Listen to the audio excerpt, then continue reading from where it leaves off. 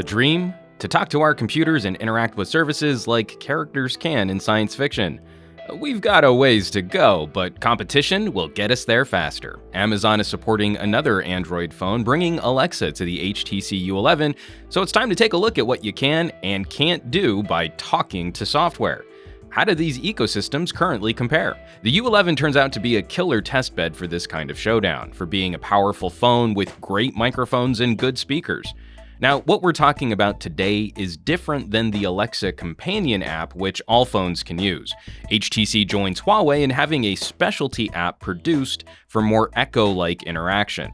For the full Amazon experience, you'll want to install both of these apps. Pitting Amazon and Google head-to-head, there's some overlap in covering the voice search basics. Alexa, we're always dying to show you how voice search can tell you the weather or complete an inquiry into the captainship of our favorite starship. Of course, I'm joking. Voice search isn't really all that impressive these days. What is kind of fun, though, is plugging an Android phone into Amazon's playground of services. There are a ton of skills to choose from, audio mini-apps that can deliver news reports, play your podcasts, and interact with a variety of IoT devices. Though I wish the Seinfeld Trivia app had more questions, I maxed that thing out pretty quick.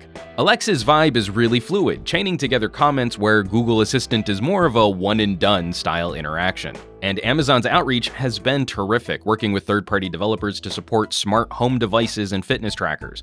And not too shabby for a product that started out as a voice in a fancy Bluetooth speaker. The main difference between Alexa and Google's Assistant is the output from a query. Both can talk to you, but only Google will display text to complement answers or confirm commands. What Alexa isn't so great at is controlling stuff on your phone. She's pretty good at searching and shopping through Amazon, but obviously she won't help you search for other buying options.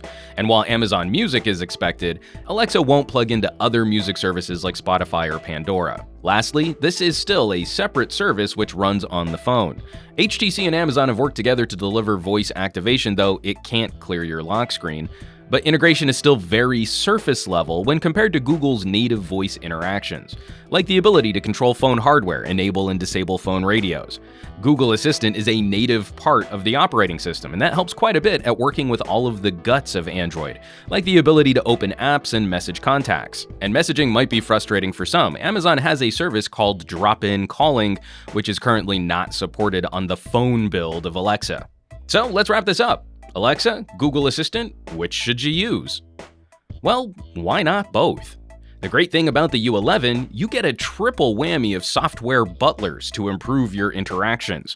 It's one of the only phones with this amount of user assistants: Google, Amazon, and HTC's own quieter assistant aiming to proactively feed you relevant info. When all of this is on one phone, it can feel a touch schizophrenic, and the user needs to remember which assistant is capable of what function. But you ultimately get the most complete vision for what we can currently do with voice actions. Amazon's great network of home automation and shopping, side by side Google's on-phone control and app integration.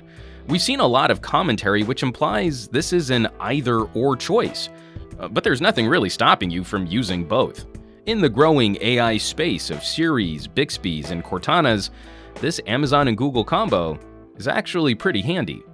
As always, thanks so much for watching. Be sure to subscribe to this channel for more reviews like these, and help us out with a share on your favorite social networks.